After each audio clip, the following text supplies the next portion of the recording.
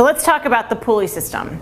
The first thing you should note is that when you're using the pulleys and it's not attached to the glide board, it becomes 100% of the force that's required to move. So if Jeff here is doing a row, or let's say he's doing a squat, it's equally the same force at this incline level. You can refer back to your chart that you received when you purchased the Total Gym. It will tell you how much actual resistance it takes to move at this incline level. But to make this exercise easier, and oftentimes what pulleys are doing with the Total Gym, is that we have them attached to the glide board. So the point I want to make is that if you have these rail latches and you want to do full resistance, and you don't want to increase the incline, you can attach it to one of these rail latches, but if you're going to use the pulley, do not attach it higher than that of the lap bars. They always need to be lower down. So I'm going to disattach the pulley, and once I do that and bring it to the glide board, now remember how we talked about safety and anchoring? If Jeff was standing, then I would remember this is where we anchor, and this is and/or knuckle down for safety. So if he's doing a row here, we now take that resistance and we cut it in half. And this is where it can get a little technical, but it's important to know, especially when you're working with patients, because just the slightest amount of increase in resistance can really make a big difference. If I want to decrease the resistance even more, what I would do is take one handle and let it go, and now Jeff will be moving one handle. This is about 33% of that amount. And now if I want to decrease it even more, I'm going to just have him hold the handle, and then he's going to move one arm. Now with this said, note that now he's holding this handle. That requires a stabilization factor. So sometimes when I'm working with a patient and I'm really just trying to get shoulder stability, I might have him just be holding this handle and be moving the stronger arm. And this is just working on stabilization, and he's moving the arm in varying planes and working on that stabilization. So that's a really other way to think about how to use the pulley. So next, moving on with respect to mobility and force. So now that you have someone who maybe doesn't have a lot of mobility, you might want to have them change the pulley pin position. So I'm going to have you anchor down, and I'm going to have him go into what we call upright supine position. So I'm going to have you lie on your back, and oftentimes I am handing them the pulleys in the beginning. And I'm going to have his feet go onto the glide board. If he needed to self-spot, I could. Or if I want to decrease the incline, remember, I can do that too. And I'm going to have his arms reach back overhead. Now sometimes this is too much for someone to actually do. So I will have your feet go on the floor, and I can bring the pulleys up into a position that is just a little bit higher. And now this might be just where he needs to be, so now he can either do a pull down, or let's go into a pull over. Because now I'm going to talk about range of motion and force. This is where it kind of gets a little overlap between the components. So when I'm working with someone and I have adjusted the pulley pin placement, or the clamp position rather, I am changing where the force is delivered in the range of motion. So we're going to back up a little bit to biomechanics.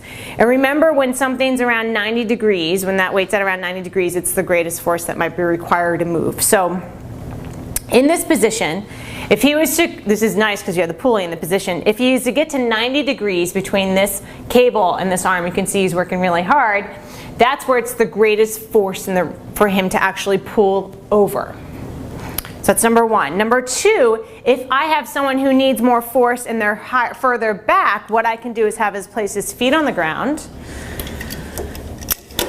and then bring the pulley down. And now when he does the pull over, that 90 is going to become hit sooner, earlier in the range of motion. So now the force is back here.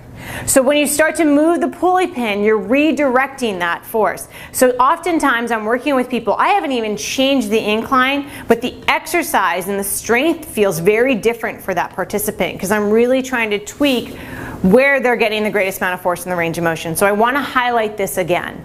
So here I'm going to have you come up to sitting. So you're going to straddle. I'm going to take a hold of your handle, and I'm going to have you go into the seated lateral position. So I'm going to bring the board to parallel because we can. So you're going to stand up. You'll anchor down back to sit. So we're going to go through a chest fly. So if he has the front handle, and I'm going to bring this up So now the force is more aligned. So he has a better line of pull, I should say. If it's down here, it's more of an incline that he'll be working towards. So now we're just going to come right across. So here we go. We're going to just go through a simple chest fly. If I was to look at that 90-degree, he hits it about here in the range of motion. But if I want him to, let's say, hit it back here, he needs more force back here. A tennis player, for whatever reason, he needs it back here. What I can do is I'll have him put his feet down, and then I'll change and use the back handle. Because now what's going to happen is, if you can see, he's going to come across. He'll hit that earlier in the range of motion. Now if I'm working with him and let's say he needs more of a pushing here, he needs more force, more in line, right and direct with his body, what can I do? Well, this is where we kind of get into the programming a little bit, but I'm going to tell you now. Here's what you can do. You can knuckle down, or I can actually just take the handle. He's then going to take the front handle, because we know the force gets a little bit later in the range of motion, and then I would tweak him a little bit.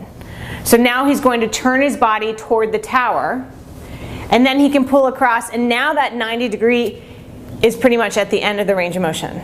So these are just the ways to think about when you're adjusting the pulley, and how you can take an exercise and really start thinking outside the box of different ways you can tweak just a simple chest fly. So that's kind of where you have strength and mobility coming into play. The other element is we have awareness. So what I love to do is I'm going to have you go back into the pullover position. So I'm going to bring your board down. And we're going to go back into doing pullovers. I'm going to leave the pulleys where they are. He's going to lie on his back. Feet will come up into the glide board.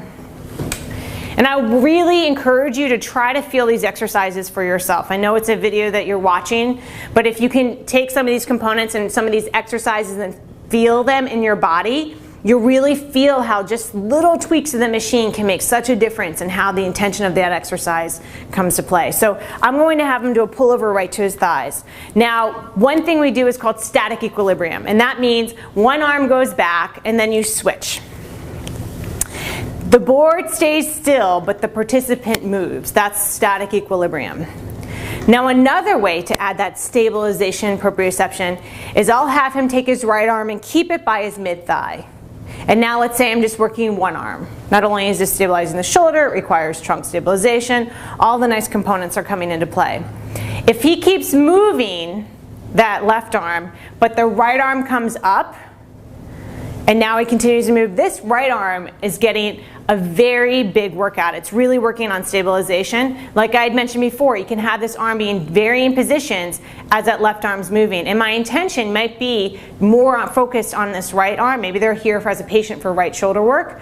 So this is just another way to think outside the box of why might you be doing this exercise. So bring your arms all the way over and you can come up to sitting. So when you're working with the pulleys, there's a lot to consider. One is when you change the pulley, you redirect the force. When you change the pulley, you can also vary where you are on planes of motion. That's really nice, so that you're not always stuck in a single plane. You can start adding varying directions. And when you're working with the pulley, you can add that static equilibrium, bringing that stabilization element of an exercise to another level. So that's the arm pulley.